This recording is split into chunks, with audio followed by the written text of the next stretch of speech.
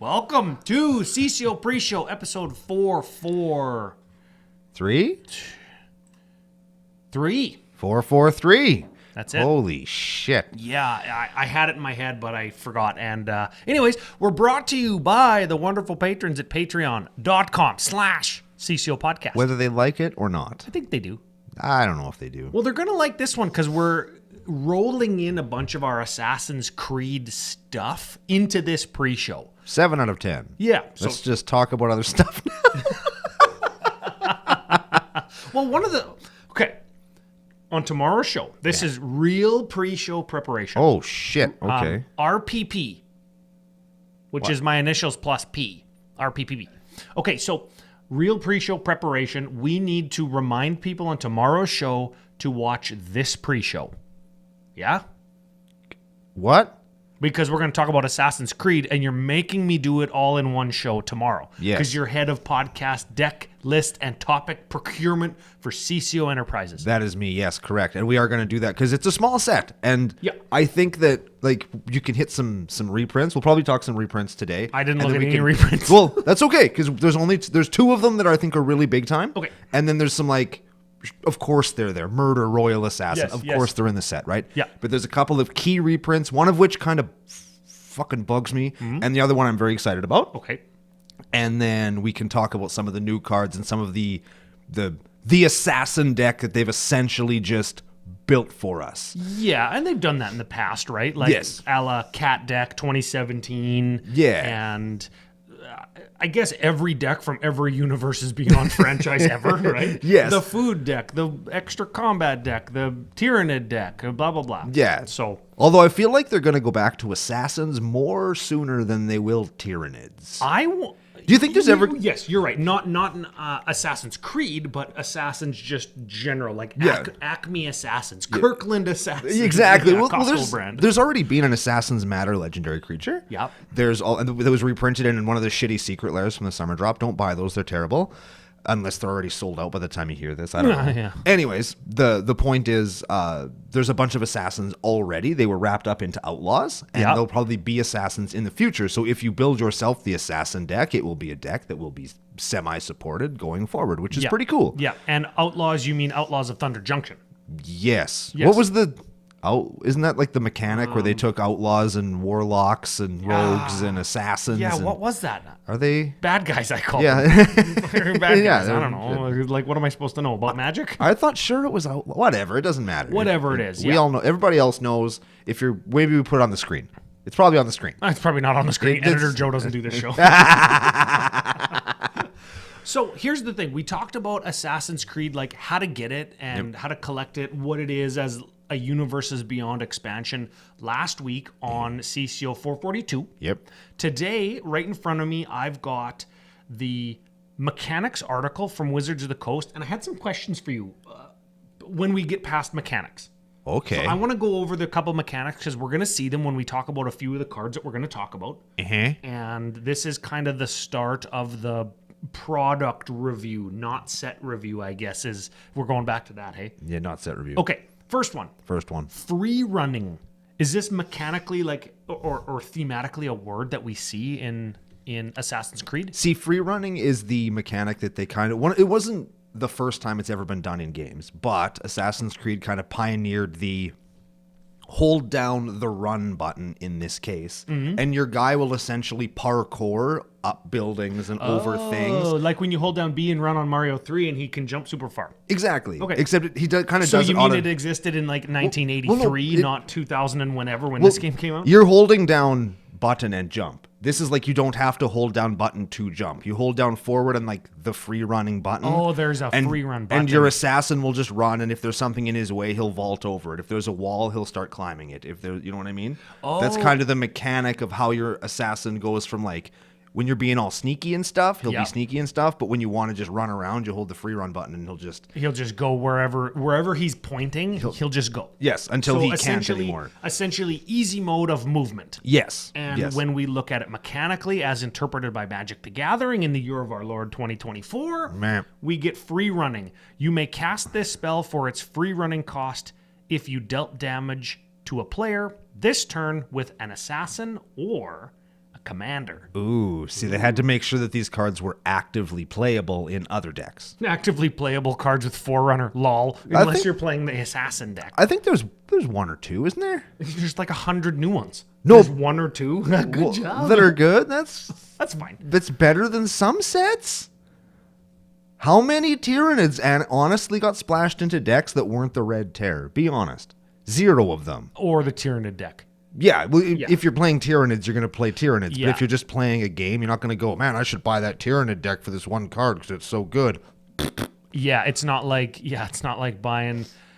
I always go back to like the Lord of the Rings precons because every one of them had like a powerful new card included in it, or the what did we just have, Fallout precons where it's like, hey, this type of deck never existed before, so if I want to play this, I'm going to get it, right? Yeah. Think of energy. We got the energy deck there, and the what is it called? Radiation deck. The Rads, yeah. The Rad deck. So okay. Turns out we have a local guy that plays Rads, which is terrible, but he does it and he enjoys it, and that's what matters. Yeah. Yes. And I've lost to the Rad precon like nearly out of the box. Like wow. Alexi played it like only like 3 or 4 changes. He got me with it. I'm convinced he cheats. Oh yeah, definitely. He's definitely cheating. terrible at Magic. Yeah. Yeah. He's very bad at the game, but he wins all the time. I think that he's cheating. Say about us, we're either, if he's not cheating, we suck. Well, everybody A, knows that we suck. B, we can't even identify when a cheat is happening. Like, do we also just not pay attention? Well, maybe he's just really good at it.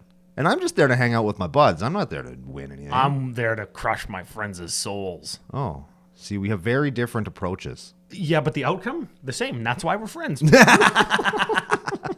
So free running is there. There's cards. We'll talk about some of them. Sure. Now, the other ones are returning things. We'll start with historic. And remind me, do we get precons with this?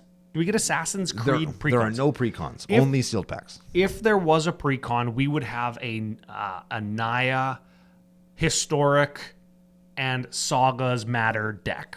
Yes. We would have that because historic is a thing that they're focusing on, primarily in the Naya colors, primarily with Sagas, because there's not a huge artifact theme in this set. Yes. And, I mean, in game theme-wise, it is a historical work of speculative fiction, right? Mm-hmm. The games take place during antiquity Real or time history. in history, right? Yes. Yeah, okay. Real time in history in real places like Egypt and like Rome and like Japan and Norway and England and France. And on the ocean. you go to Jerusalem Oh, yeah. in the first one, The yeah. Holy Land. Do you see the Temple of the Rock?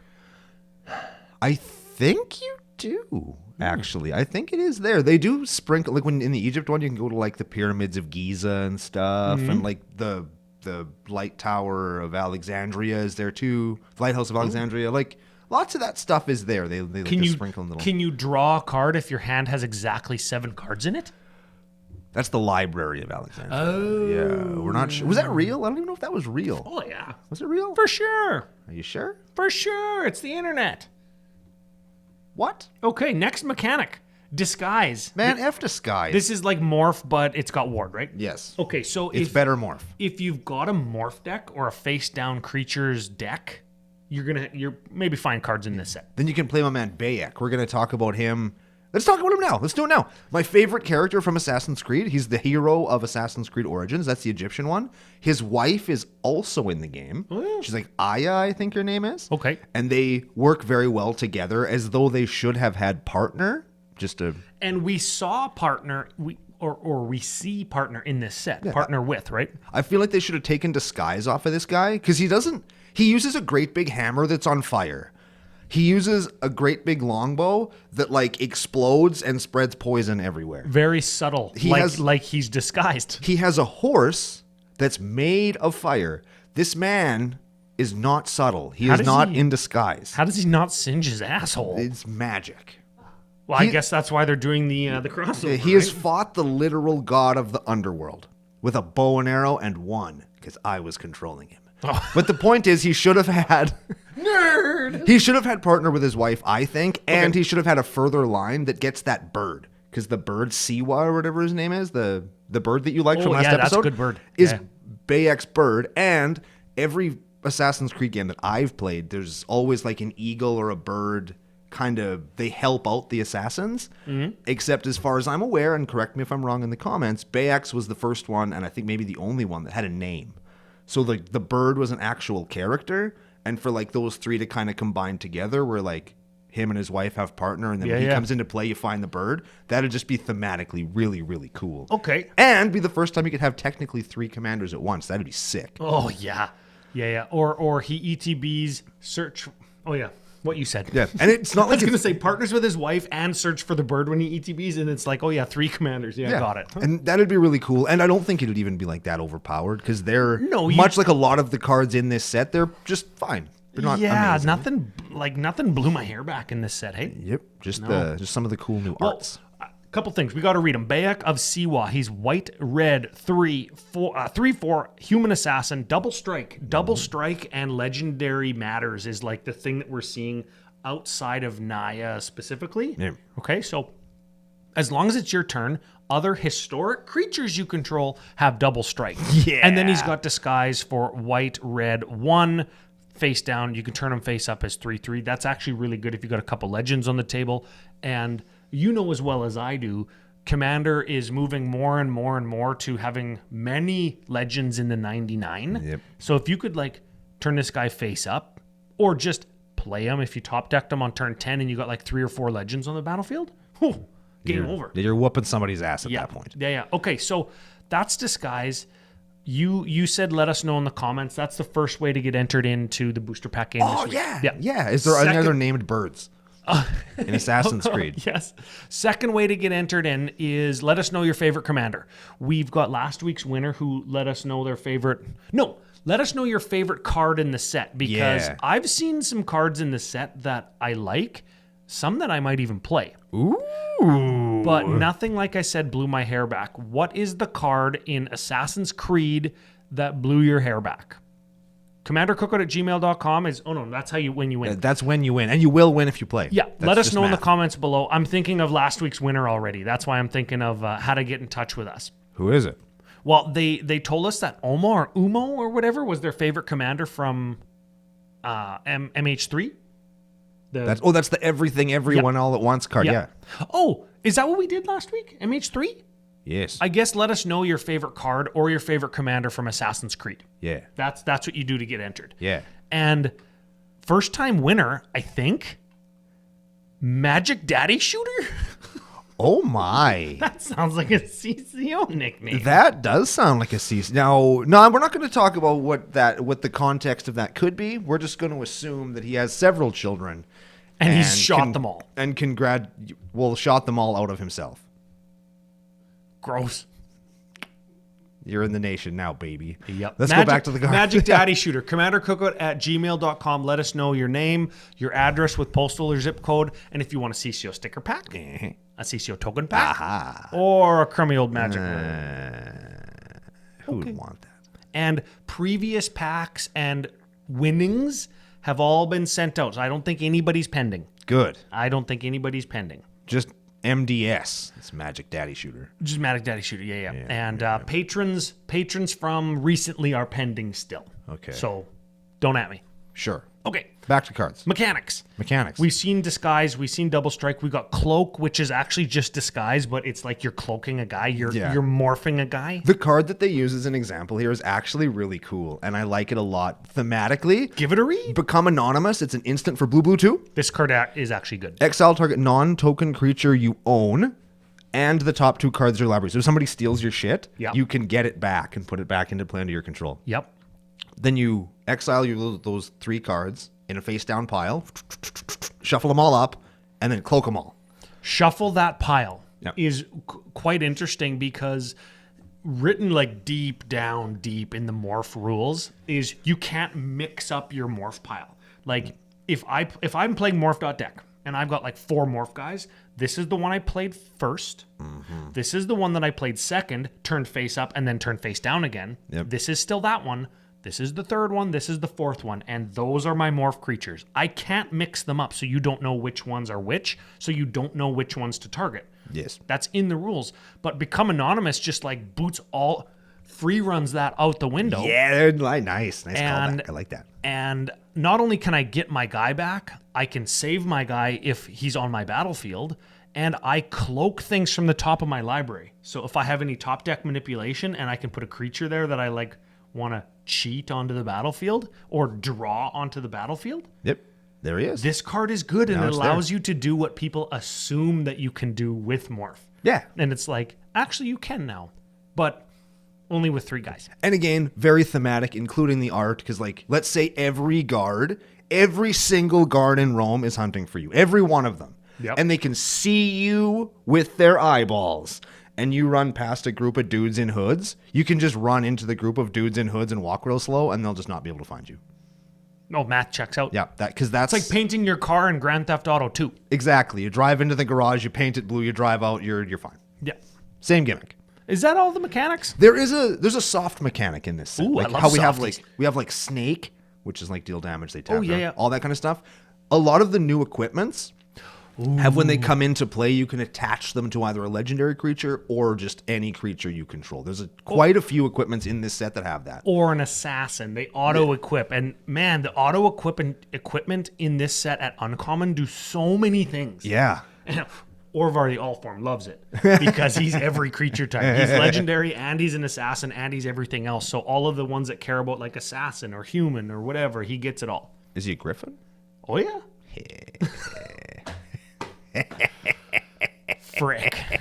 If only there was something that could make that matter, hey? I do have a Griffin Canyon. Yeah, it's not dark Inside vision. joke for, joke for the longtime CCO National Lights. Yeah. So those are the mechanics. We've got like the soft, like auto-equip mechanic, the soft legendary matters, historic double strike type thing. Yeah, I'm glad that they used existing mechanics to just kind of pull something together out of that, as opposed to trying to make a new thing that we have to keep track of. Here's another fucking morph mechanic, right? Like, yes. I'm glad they didn't do that. Yes, here's another thing that is like historic. Yeah. Here's another thing that's like bad guys. Like you have to remember party and you have to remember outlaws or whatever they are, right? Yeah. Like, which is fine because it's a Mercenary. No. Mercenary is one of the types. Damn it. Damn it. Yeah. We'll get there. We're never going to get there. We'll get there. So here's the thing. 37 new commanders. That's lots. I thought that we were gonna do all of them, but you said no, we're gonna do a few of our favorites. Yep. And then new printings. 104 new cards when you include those commanders. So there's like 60-ish new cards. Pretty good. Out of 120, I think. Something like that. Which is fine. Which is actually high. And we don't need to cover 104 cards because a lot of them are Assassin's Matters. Yeah. And a bunch of them that are Assassin's Matters are actually named characters from the game, right? Yeah, they're the legendary creatures that are so I think from the game. I think we can kind of, and I hate saying this, but we can kind of skip over those ones. Yeah. The things that care about Assassins, if you're playing Assassins, you'll play these ones. Yeah. And if you don't, then you're not gonna. Yeah. Probably. There's a couple of them that really like kind of just go in, like the new 5-color guy. Yeah. I think could go in lots of decks. Just because he's Oko Assassin? No, not Oko Assassin. What's his name? Golos Assassin? Yes. Sure. Yes. Sure. Yeah. There's a few cards that I think are bangers and tricksy. Yep. But I guess we'll talk about them on the show tomorrow. We'll talk about those tomorrow. Let's talk about a couple of the reprints I wanted to point out. Sure. Now, there's a bunch of there's Terminate and Assassinate and Murder and all that shit. But we talked about that last week, right? I said how I like when we see those very common spells like cloaked in the set du jour, right? Yeah. I like that. So let's talk about the two that kind of stuck out for me. Sure. There's Reconnaissance. That's the one I'm a little cheesed by because that's a great reprint. Expensive card, hard to find, very sought after. Lots of people want it, and now people can get it, and now they can play it. Okay. Here's why I'm not a fan of it being reprinted in this set right now. Because it was the chase card, shall we say, in a secret lair not 6 months ago. Oh. So it kind of gives the vibe of when they redid Concordant Crossroads in that just super subpar secret. It was just garbage. Yeah. And then they reprinted it with better art in the set that came out like a week later. So everybody else got the better one after dropping $40 in a secret lair. Yeah, didn't they do that with Exploration too? Yes. Well, how it had a couple different printings like Double Masters, Secret Lair, and then like Commander Legends or something, like bang, bang, bang, all in a row. And while that's good for like people who want to play that card. Yeah, it's kind of, I'll use the word disingenuous for the people that bought the secret lair for the express purpose of acquiring a reconnaissance. Yes, in bad faith, I would say. Yeah, and without like saying, "Hey, this is going to be in here, and you can get it for freaking $2." Yeah, because it's being reprinted at uncommon in this set. So if you want it, you're gonna get it, and that's dope. Yeah. The other big reprint, and everybody thinks I'm going to say Sword of Feast and Famine, which is also in here, but I'm not. I am going to say Underworld Connections. Oh, hold on. Look at the reminder text on Reconnaissance. They reminder texted the trick that everybody does with it, just as to avoid potential fights. Hey, Just so that we can avoid the fights of people yelling at us for not telling them what the card is. Reconnaissance is an enchantment for 1 white, and it has 0 remove target attacking creature you control from combat and untap it. And then the reminder text says, if you activate during the end of combat, the creature will untap after it deals combat damage. yeah. After it deals combat damage, you can at end of combat step. I wish they capitalized all of that. End of combat step is when that happens, and it'll untap and it'll still deal damage. So it'll essentially like give your creatures vigilance. And if your dudes are getting chumped, you can remove them from combat, kind of like a Maze of Ith, without getting them killed, which is pretty cool. And then let's talk some Underworld Connections. Sure. Now this is a card that was printed in, I think it was Baldur's Gate Commander deck. Black Market Connections. There we go. And that's the only printing of it, is just the collector's edition for Baldur's Gate and the Commander deck for Baldur's Gate. Lost Caverns of Ixalan Commander. It was in there. It was in a precon, but being in a precon isn't the same as getting mass opened in collector and set boosters and play boosters, so it still commanded a price tag between like $17 and $25. And now it's back. And I believe this is the first time you can get it in foil, I think. I think you're right. I think. So if that matters to you, like it matters to me, that's pretty cool. And and it's got a cool new art on it, and it's a neat card that I think lots of people are going to be after, that I don't think is worth $20. Americans. That's like $50 Canadian. Yeah. I specifically did not put this card in my Balthor the Defiled deck, even though it makes a zombie, draws me cards, and ramps me, because it doesn't come in foil. There you go. There it is. See? Yeah. He's now I can. Woohoo! We're the same. I wonder if I'm gonna open one. I hope so. Yep. I have acquired a box to open. On Brando's box. On the BBO and the CCO YTC, you will see me open this box. Let's go. I've already fashioned a funny joke. I think is a funny joke. Because I showed it to Sam and she laughed, but she always laughs at my jokes, so I'm not sure if she's to be trusted. But I think people are gonna like this one. I think people are gonna like it. She's probably just making you feel good. Well, probably, but that's okay. Because you know what? That's part of what being a good partner is all about. Is making your other partner feel good when they're maybe doing stupid shit. Happy in pants. That's it. Okay. Let's talk. Do you want to talk about the lands in this set? Let's do the basic lands, because I heard a lot of grumbling about the swamp being like all of England, and everybody's like, "What? That's not what it looks like." And I'm like, I don't know. Well, it's industrial revolution England. I've never been there, honestly, but I mean, that's how I picture it. You were alive then. Don't you know? Didn't you read the newspapers? No, I was in Southeast Africa that year. Oh, on a missionary thing. No, I was just walking around. I was lost. Oh. I was trying to find the bathroom at a concert, and I just... Going back to the place that you were actually born, like in Central Africa, like 15,000 years ago. When I climbed out of the soup on Pangea and just started walking around. I'm basically Avy. You're basically, like a frog that doesn't have any arms or legs. Yes. But the basics. Yeah, so the basic... I think that they're really cool. I think that they're very... reminiscent of the game, which I really appreciate. Yep. I like that they all look like the Vista points. If you've played Assassin's Creed, one of the annoying things that I think you have to do is everywhere you go, if you want to see what's around you, you have to find a tower with birds flying around it, figure out a way to parkour up the side of this building, and then you'll find like a stick, and then you sit on the stick and push the button, and the eagle will show you everything that's around you. Okay. It reveals more of the map. Yeah. And so when you see the guy on the plains, like stick it on that outcropping, or the guy on the side of Poseidon's head there, or the dude on the cliff here, right? Or the dude on like the factory, they're the tree. Yeah, they're all looking at what's Okay. around, right? And I like that they're invoking all of that, and I like that they really hit what looks like lots and lots of the games, and they're hitting some really cool, like, could be seen in real life here if you have Places. some money in an airplane. You could see lots of this shit in real life. Yeah, okay. Are each of these basics from a different game or just a different place within games in general? I would be willing to put money down that they're all from a different game. Like the first Planes that's got like the not the Sunset one, but the other one, that's from the Origins. That's from Egypt. Yep. And I think this one's from Black Flag, the Pirates one. That's the first island. That's the island with the boat on it, obviously. Yeah, and then the Poseidon one is from the one where he's in Greece or whatever. Yeah, there's probably one where you're in the North. Or is that Neptune and he's in like Rome? I know it's the same guy, I know, but it's like it's a different time period. It's technically different. And then there's the one where you're in industrial age London, right? You know who's going to let us know in the comments to this video? Ooh. Ben. Yes. Ben's going to know. He knows everything about Assassin's Creed, which Ben. leads me to my question. Then we'll go to the proper show. Oh, shit. Okay. Maybe this will become its own podcast. Oh, wow. This is a good little episode we've done here. Do you think that this set, Assassin's Creed, and I'm going to lump...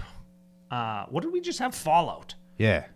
Do you think that those have the same gravitas as Doctor Who, Lord of the Rings, and Warhammer 40K? Absolutely not. I think you're right.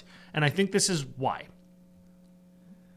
Warhammer 40K, Lord of the Rings, Doctor Who, those are the major universes beyond that we've seen in the last little while, right? Those have a culture and a kind of I'll say a following, but what I really mean is a culture about them. Like people who love them and people who never miss and people that like take things out of those IPs and apply them to their real life, right?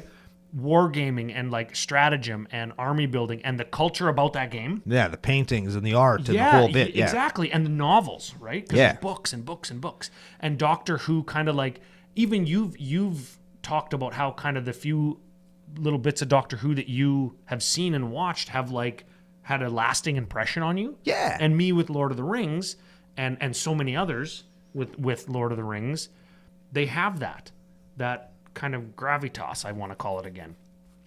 Games like Fallout and Assassin's Creed, games that never happened and can never happen and are just a thing that you kind of just play. Yeah. And kind of, I hate to say it, but kind of play by yourself. Right? Even though you can play these games online, maybe if you can. Yeah, there's some PvP in, I believe, Assassin's Creed. They don't have the same kind of culture about them, hey? And for that reason, it doesn't feel like the sets have that same kind of lasting or will have that same kind of lasting impression on Magic players. I will agree with that 100%. And I will take it a step further where Lord of the Rings, Doctor Who, I'll use specifically. Yeah. They have those big cultures. They have these big fan bases and stuff. Whereas with, and I'll say Warhammer 40K as well. And then you've got stuff like Assassin's Creed. You've got stuff like, what's the other one that we were talking about? Fallout. And Fortnite, because we had a Fortnite secret Yeah, lair. Fortnite. Wait until we have the freaking Call of Duty secret lair. Yeah, okay? there was Fortnite, there was Stranger Things, right? Those ones. I feel like those ones are so niche as to appear to people outside the fandom as exactly what they are, which is blatant advertisements for something new with the IP. And I think that does sets like this a disservice, because to people who are fans of Assassin's Creed, they get what they want, and that's amazing. To people who aren't in the Assassin's Creed bubble, it's like, well, fuck, the guy's a dude in jeans. Yeah, I hate this. I'll add to that even and say not only are they an advertisement for the thing outside of Magic the Gathering that's happening, which Warhammer and Lord of the Rings and Doctor Who also is. Yes. But they don't appear that way because the following is so big and the lore is so big, and even people outside of the fandoms can see they know something about it, and thus they get more than just, well, this is an ad for this new game that's coming out. I'll add to that by saying they're that, but the Fallout and Assassin's Creed and Fortnite and blah, blah, blah, things on that level are an advertisement of Magic the Gathering for people who play those other games. Yes. Right? It's an advertising both ways. Yeah. But it's still like they're the most blatant commercial vehicles since Secret Lair. Ooh. Yeah. That's a good soundbite. Is that a hot take? I think that's just I'm like just a high level observation. I'm just saying something that's probably true. Ladies and gentlemen, that's why he is head of let's give you a promotion. Head of content stratagem for CCO Enterprises. This is a lot of pressure on you right now, Ryan. We should, before I buckle completely, we should take off and do the real show. Comes with a huge pay increase. Whoa, never mind. Let's talk for longer. Pay increase and like employee ownership opportunities, fancy car, corner office. Oh, wow. Dental plan? My teeth are pretty janky, dude. I could use it. I was going to try and make a joke, but you beat me to it. Okay. I'm like a shark. A shark, yeah. Except my teeth don't grow back. They just look like this. It's terrible. It's terrible. Oh, shameless humor on CCO. This is going to be, 443. We're getting there. I'm going to make this into its own little episode. I like the little pre-show mini episodes we've been doing. People have been liking it.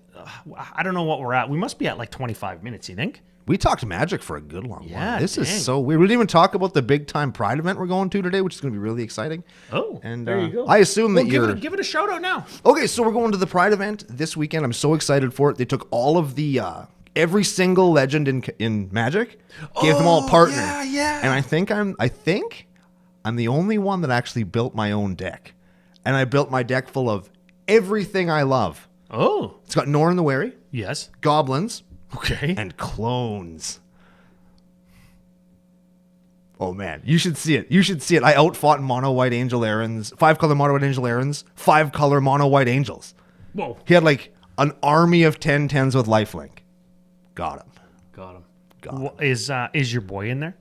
Which one? Well, you said Norin already. Is Brash Taunter in there? Is who in there? Is who in there, Ryan? You say his name with some goddamn respect. When you say his name, you say Brash Taunter. And yes, the answer is yes. Okay, good. Well, Yes, of course he is. CCO Pre-Show episode 443. Hit our theme song? Brr, brr. Brr, brr.